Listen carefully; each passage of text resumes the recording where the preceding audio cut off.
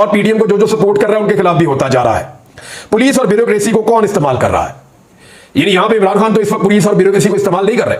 हालांकि मादी में उनकी हुकूमत थी, जितना वो कर सकते थे उतना उन्होंने किया, लेकिन जो अब फस्तायत हो रही है इसका तो 10% भी नहीं किया था उन्होंने।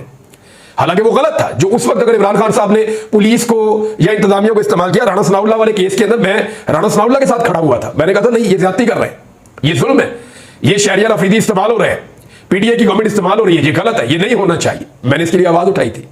तो अब मामला यह है कि उस वक्त जो गलत हुआ था वो 10%, आज तो जनाब 100% चक्की चलाई जा रही है जुल्म की, और पुलिस को और ब्यूरोक्रेसी को इस्तेमाल किया जा रहा है इमरान खान के खिलाफ। तो इस्तेमाल कौन कर रहा है? पीडीएम की जमातें।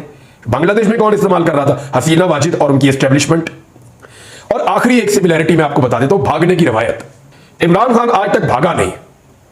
इमरान खान को यह ऑफर भी की गई कि आप मुल्क से बाहर चले जाएं, 3 साल के लिए खामोश रहें, फिर रीलॉन्च हो जाएं, बड़े पैमाने पर पाकिस्तान में सियासत करें, लेकिन इन्हें जरा मौका दे दें 3 साल तक के लिए, जरा माहौल बन जाए। तो इमरान खान साहब को यह ऑफर की गई, उन्होंने भागने से इनकार कर दिया। इमरान खान हर मामले में अदालत में गए हैं, लेकिन इमरान खान इस मामले में अदालत नहीं गए कि मेरा नाम जनाब मुझे पाकिस्तान से बाहर ट्रेवल करना है, उसमें नहीं गए। इमरान खान का नाम सारे केसेस में डालना पड़ता है, ईसीएल में डालना नहीं पड़ता, और अगर डालते भी है तो किसी को फिक्र ही नहीं होती, परवाह नहीं होती इमरान खान को डालना है तो, क्योंकि उसने मुल्क से जाना ही नहीं है। तो जो भागने की रवायत है, यहां पे अगर आप सिमिलैरिटी देखें कि हसीना वाजिद से कौन मैच करता, तो पाकिस्तान से एक ही आदमी 2 दफा भागा, एक दफा मुशर्रफ के दौर में भागा और एक दफा भागा अब इस दौर में, ये इमरान खान साहब के दौरे हुकूमत में। जब इमरान खान साहब की हुकूमत आई तो फिर वो मुल्क से भाग गया प्लेटलेस का बहाना करके, तो वो मियां नवाज शरीफ है।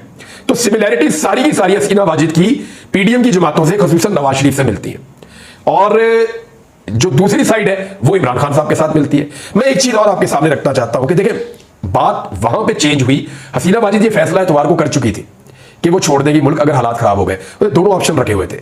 अगर हमने ताकत के साथ मुजाहिरीन को रोक लिया तो मैं इस मुल्क पे हुकूमत करूंगी डिक्टेटर की तरह, और अगर हम ताकत के साथ मुजाहिरीन को ना रोक सके तो फिर मैं इस मुल्क से फरार हो जाऊंगी। ये बात उन्होंने तय कर ली थी एतवार को, और ये बात तय करने के बाद उन्होंने अपना सामान भी तैयार रखा हुआ था, और जैसे ही उन्हें फील हुआ, फौज ने बताया, उन्होंने रिजाइन किया और मुल्क छोड़ के इंडिया चली गई।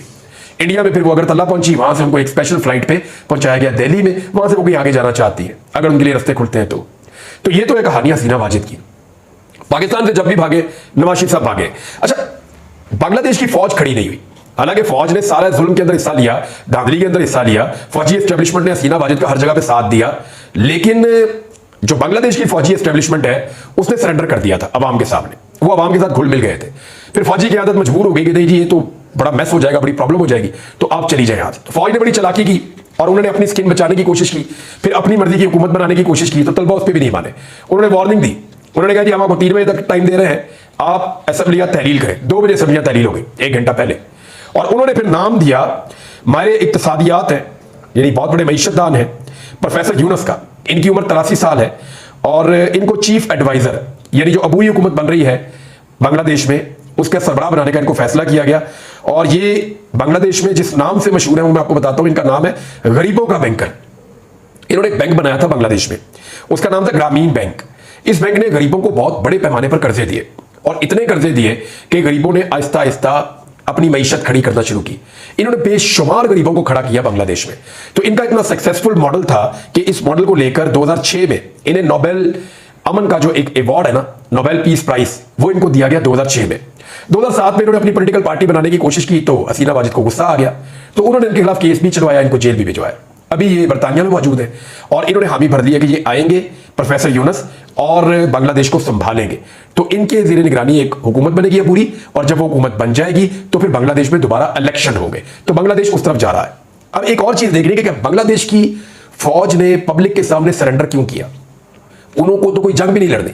बांग्लादेश के आसपास ना उनकी इंडिया से लड़ाई है, ना उनकी चाइना के साथ जंग होने जा रही है, ना समुद्र के रास्ते उनकी कोई जंग हो रही है। तो बांग्लादेश को तो कोई जंग भी नहीं लड़नी। तो फिर उनकी फौज ने, उनकी ऐसी क्या मजबूरी थी कि पब्लिक के सामने सरेंडर कर दिया। अगर आप पाकिस्तान के साथ मुवावजा करें तो पाकिस्तानी फौज को तमाम बॉर्डर से खतरा है। एक तरफ इंडियन बॉर्डर है, अफगानिस्तान बॉर्डर है, ईरान बॉर्डर है, हर जगह से हमारे ऊपर अटैक्स आ जाते हैं। पाकिस्तान के अंदर दहशतगर्दी का भी खतरा है।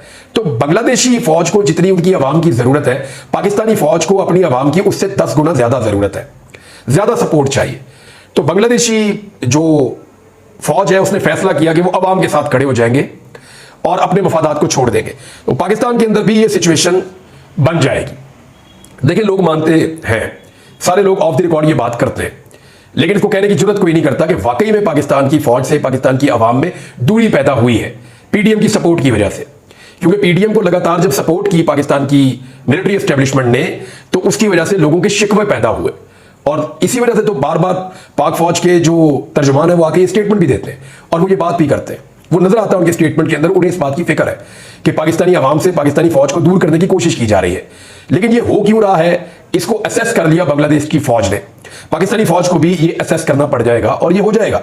ऐसा नहीं है कि ये नहीं होगा। फौज अपने आप को पब्लिक से ज्यादा देर तक दूर नहीं रख सकती, और खासतौर पर वो फौज जिसके मुल्क में इतने सारे पंगे हो और बॉर्डर्स के ऊपर इतने सारे पंगे हो, उनको प्रोफेशनल अपने काम पे जाना पड़ता है। तो ये चीजें मैंने आपके साथ शेयर की, कुछ और चीजें वो आपको मैं बाद में बताऊंगा। अब तक के लिए इतने, अपना ख्याल रखिएगा, अपने चैनल का भी। अल्लाह हाफिज़।